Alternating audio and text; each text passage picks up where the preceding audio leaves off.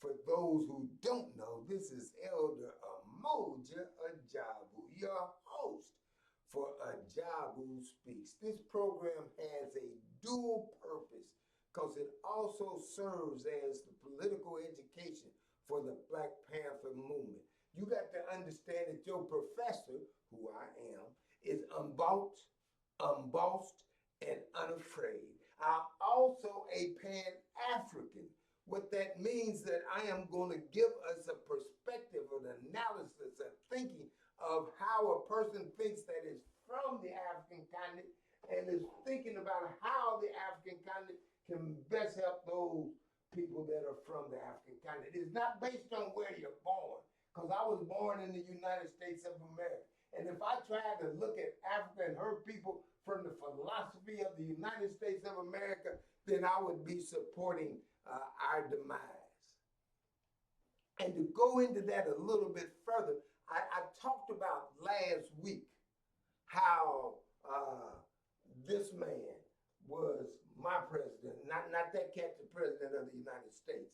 You know, he is the president, but he ain't my president. This is my president, and the leadership that he is displaying along with the Alliance for the Sahel State, Brother Goita and Brother Chiani, all three of them. That's the leadership to which I follow. And I'll say more about that later. But what I want to talk about, I want to talk about this right here. And I want to talk about this right here in light of the lesson that was given last week. And the name of that last lesson last week was, who is your God? What God do you serve?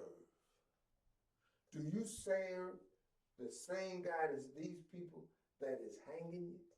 And on this part two, I want it to be peace, be still. Now, last week we talked about how these people had come and hung these brothers. And that happened right here in Marion, Indiana. Said that they done killed a white boy and raped a white girl and didn't do either. And there was another brother, Mr. Cameron, who I met in Milwaukee, who they let go because he was 16 years old and looked so much like a child. But they hung these two brothers, went and broke them out of the jail, broke into the jail, broke them out of the jail, and went to the town square and hung them. And Malcolm was saying that if these brothers are praying to the same God as these white men, then there's no reason, there's no wonder why their God didn't answer. You can't pray to the same God that these people are praying to. So as we're developing that, the question that I want to deal with is, why didn't this God that they should have been praying to, why didn't he answer? And it makes me think of a poem that Nikki Giovanni did called Great Pax Whitey. And in that poem, she says, in the beginning was the Word, and the Word was death, and the Word was nigger, and the Word was death to all niggas, and the Word was death to all life, and the Word was death to all. Peace, be still. And as she is getting ready to cite that poem, she's got the New York Symphony Choir, and they're singing, peace, be still. And in the refrain that they're singing, they're talking about when Jesus was on the boat with the disciples and the sea got rough and the disciples got scared and they went to Jesus and said, Jesus, man, don't you care? Don't you see how the sea is being in turmoil? Now that turmoil is threatening our life, our safety. Jesus, don't you care? But see, they were fortunate. They were able to go on and talk to Jesus in person because Jesus was on the boat. Who do you talk to if you're talking about your God and it ain't on the boat? Who do you talk to? Well, see, there's something that you got to understand. The God that chose us, and obviously we were chosen, our God, who chose us, who is the God that created the world and the universe, that God said that we are chosen because if you look at the evidence, all of the resources that are located in the whole wide world are located on the African continent in abundance. And you find it everywhere else, but you can't find everything in a specific location except on the African continent. So obviously, if you look at the essence, the evidence, we were chosen. And that God is all powerful. That God could have stopped this. But the question is why? Why didn't God stop it? And in that refrain, the brother, he says, Master, and he talks about the tempest is raging and the billows are tossing high. The sea is not calm. God, Jesus, do you care whether we perish or not? And Jesus, now, High Thurman says there's a couple of ways to get in touch with Jesus, to get in touch with God. You can be very calm and quiet, and he'll show up. Or you can act like you mad at God. You upset with God. And the disciples obviously chose the latter. They went to God and went to Jesus. And I don't equate God and Jesus, but they do. They did. And others do. But they went to him. And he was there. Jesus, we done saw you feed the 5,000. We done saw you raise the dead. Lazarus still lives. We know you can calm the sea. Why you over there sleeping, man? And Jesus got up, walked to the front of the boat. I can see him raising his hands, saying to the sea, peace, be still. But we don't have that option. We can't go to the front of the bus. This happened in Marion, Indiana. We can't go to the corner store and ask Jesus to save us, to get us down. So what do we do at times like this? When these people, we can't serve the God of these people. They having fun. Look at that woman there grinning. Her too. They happy.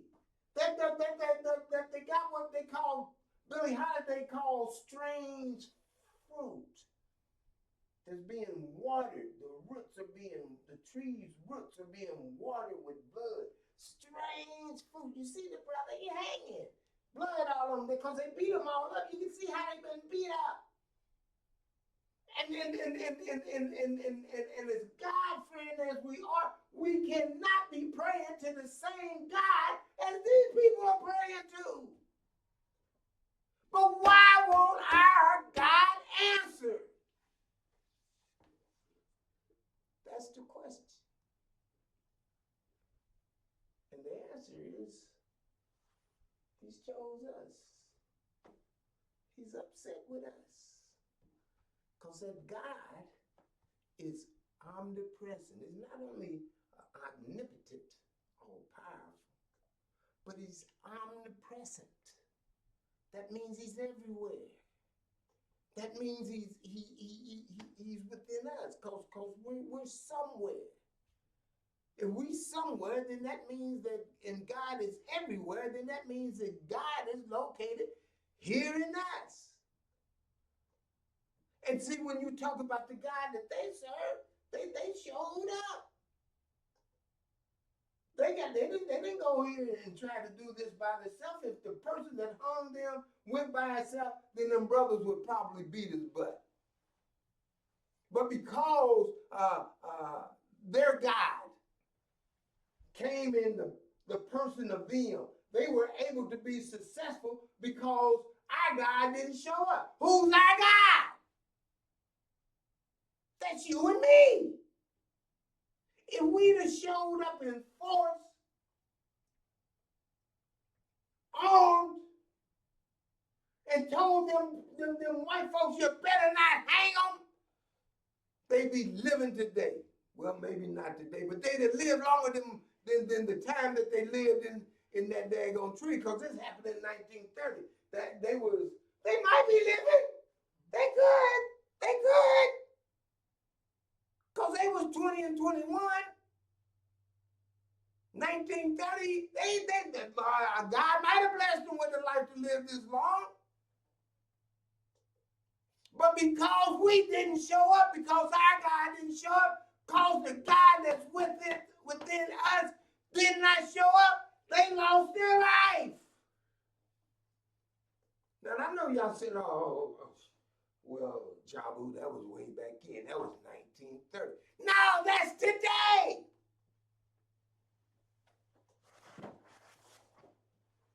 I don't know if you heard it, but if you haven't, let me help you. These two brothers was hung in Mississippi last week. This ain't yesterday. They were hung by the same people that hung them. Their God keeps showing up, but our God, you and me, act like we can sit around and this stuff will stop. Now we got to get out. And we got to get busy. These brothers, Trey Reed and Randon Zukits,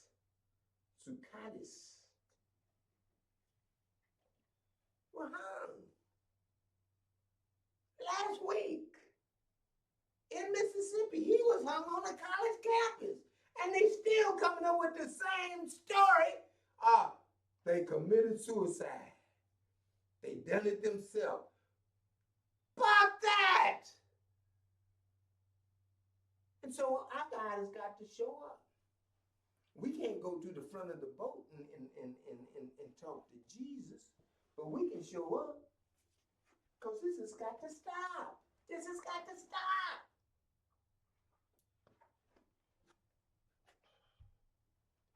And we can stop it. And we will stop it. And this is the reason why I like these brothers.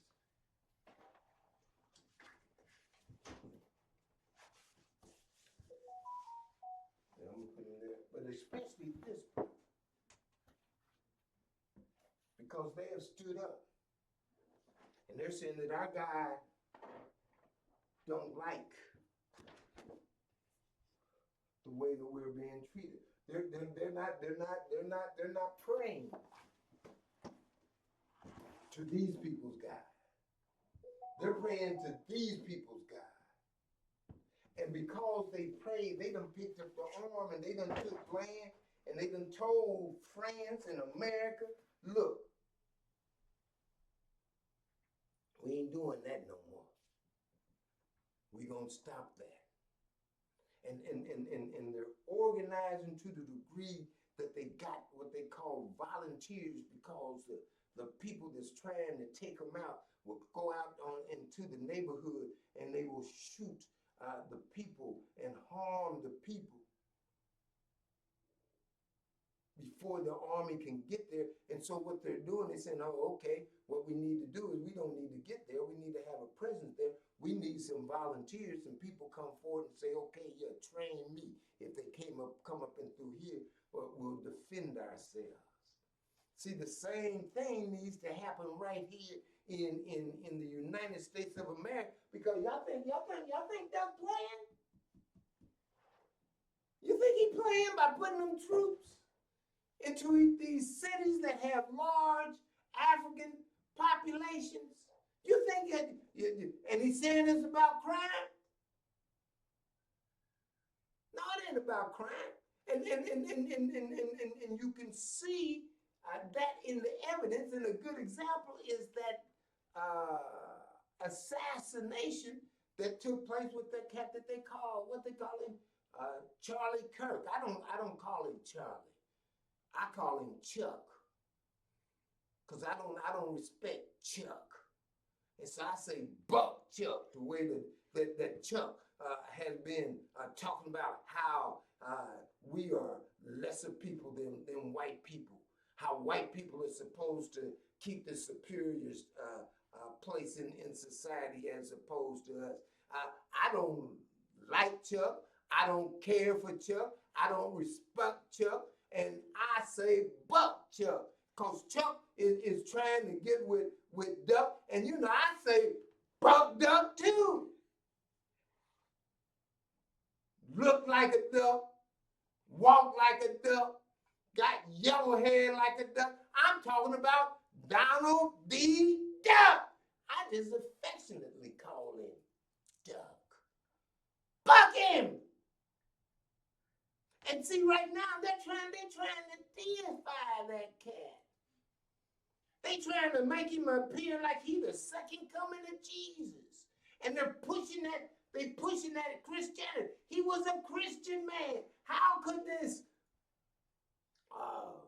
transgender lover kill our shining star? Well, now you know how we felt when you killed Malcolm. And when you killed Martin. And when you killed Medgar. They were our shining stars, and there's a bunch of others. Kwame Nkrumah. They were our shining stars. Now you know how it feels. But now what they want to do, instead of being still, they want to get busy. A white boy kills a white boy, and historically, colleges and universities start getting death threats. We didn't do that. But what they're telling you is, look, if we kill each other, it's your fault. Because we're killing each other because we're arguing about what to do with you. And even though it's this transgender guy, and he's confused, and he's upset that we're talking about his lover, and he done went and killed one of our shining stars, probably the shining star that the right has, the conservative right has, that the people that with racial issues has. They done killed Robinson, I think his name, done killed Chuck. And they said he done killed our Jesus. He's a modern day Jesus. Well, he ain't our Jesus. He don't like us. And we can't be serving the God that he serves. He's serving the God that these people serve. These people are hung us, and he's doing the same thing. And that hanging is still taking place right now here today. So now, Buck Chuck, it's time for us to get together. And our brother is showing us how to do that. And he's saying that he's a Pan-African. He understands that this land that they done took, he said, shoot. And I talked to the man right up under him. He said, Elder Ajabu, we understand who you are. We understand that you were stolen. We understand that because you were stolen, that didn't mean that you still not, that we understand that you still one of the family. We with you. And because we are Pan-Africans and we understand that we have been chosen by the God that created the universe because he done gave us all the resources, the evidence is clear, and we agree that just because you were stolen and brought to America doesn't mean that you shouldn't help or reap or benefit from the resources that's on this continent. And they're willing to do that. But these folks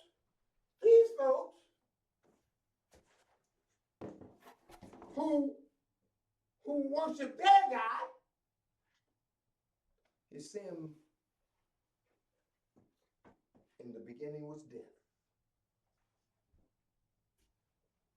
And it was death to all niggas. And they're trying to make that happen. And you see Duck. You see old Duck. Let me see, I got his brother down here somewhere. He's over here. You're talking about Duck. Telling you. Look, I love the smell of deportations in the morning. And he ain't just talking about them Hispanics. Eventually, he coming to us. He's already done come to us. The brother from Burkina Faso got arrested a couple of weeks ago in Ohio, in Cincinnati. And see, he's telling you, Chicago is about to find out why it is called the Department of War. He done changed the Department of Defense to the Department of War. So he said, we ain't defending no more. We shoot. We aggressively fighting. We gonna bring the fight to you. Well, when he bring the fight to us, we should be ready to give him what he's looking for. They can't beat us. Ain't nobody afraid of Duck. Buck Duck. And we gonna give him. And this brother has organized a force to make it happen. So and now they're trying to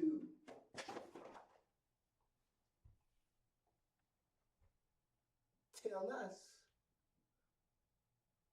that old Chuck is the second coming of Jesus Christ. They done made it damn near a crime to say anything about Chuck.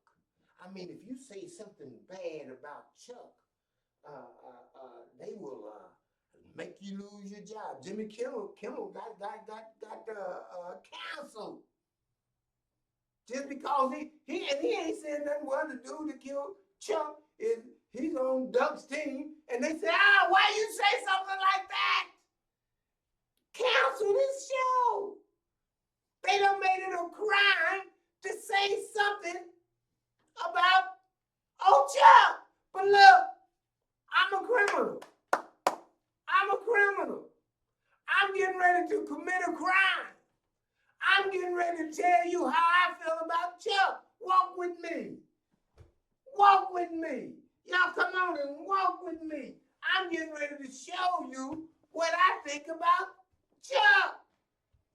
Chuck is going to not only be shut up, God done shut him up. I'm getting ready to burn him up. Because Chuck don't do nothing to me. Chuck ain't about us. Chuck ain't about us. Chuck ain't about us. Let me get this out of the way. Yeah, I want y'all to see. I want y'all to be able to see what I'm getting ready to do to Chuck. Chuck ain't nothing. He ain't the second coming of Jesus. Where you get that from? He ain't the second coming. Nah. And because he's not the second coming, we ain't going to be trying to deify him or go along with nobody that's trying to deify him. He ain't no deity. But Chuck. And this is what I'm gonna give you. This is what Chuck gonna get from us. This is what he gonna get from us. This is what we gonna do to Chuck. Fuck Chuck. Chuck ain't nothing. Yeah. God done shut him up. We burning his butt up. Now I know they gonna say, elder, you're insensitive. No, I'm not insensitive. Why would I love somebody who talks about my woman like he talks about my woman? Y'all understand? I just came back from Norfolk, Virginia. That's the home of Nat Turner. I went to his school. I ain't trying to back up. I'm trying to stand up. In fact, I'm going to be like my brother Colin. I'm getting ready to tighten up. Bucked up. Bucked up. All of them need to go. And we need to stand up so that we can be up in our rightful place. And Nikki, see, we wonder why. And last week, let me put it like this. Last week, I called on college. And college showed up. This week, I'm going to call on Nikki Giovanni. And I bet she shows up. Nikki, where you at, girl? Where are you? I need you to talk to me, Nikki. And see, last week, I hollered. Because in seminary, they say if you really want to hear you get your prayer answered, you got to be sincere. And there's no one more sincere than me right now. And so, as I get ready to call on our Father, I need to hear from you. Father! See, I'm calling on the God of these brothers. Not of these. Father! Give us Nikki. Nikki, talk to us. Talk to us. Tell us what's going on. I need to know. In the beginning was the deity, and the deed was death, and the monkeys are getting confused. Peace, be still.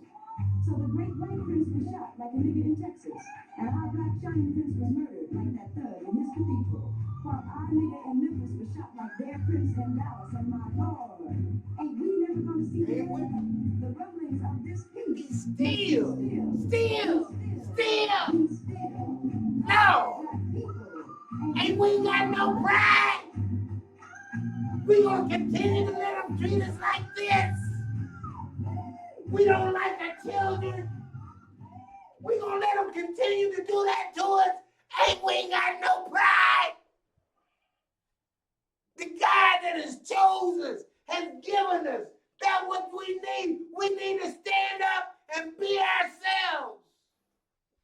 Oh, black people, ain't we got no pride?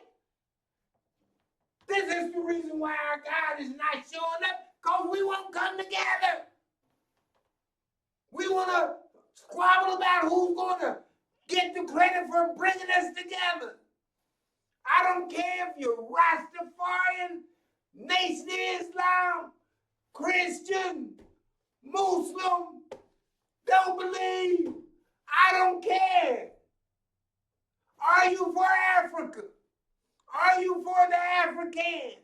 Are you believing that the resources, that the God that created the resources in the world Do you believe that God, and can you see that God has chosen us? He's given us everything. But he's mad at us because we won't come together. And so we get this. They can't whip us. There's 1.4 billion of us on the African continent. You don't find that many people. You might find it in China. You might find it in China. They got 1.3, but shoot, we got 50 million in the United States. There's 135 million in South America. Our numbers say they can't beat us. It's time for us to come together and act like we are children of our God and take care of this family affair.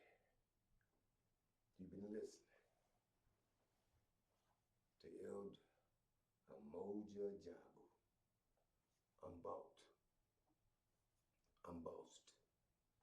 and unafraid of the truth, the whole truth, and nothing but the butt-naked truth. Who is your God? Who do you serve? Because the rumblings of this peace must be still. And we got to support those who are doing what needs to be done in order to be for this peace to be still. We got to support Rodney Hinton in Cincinnati, who killed that cop for killing his son.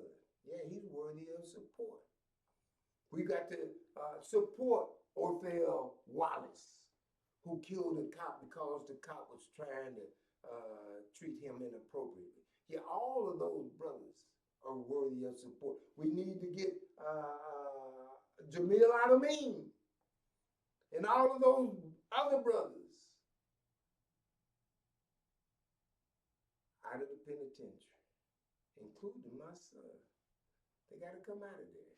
The way to do that and the leadership to do that is for us to think as Pan-Africans and support the leadership of this Pan-African who has taken up arms, taken land, and understands that it's for all Africans in the world. You know that I don't have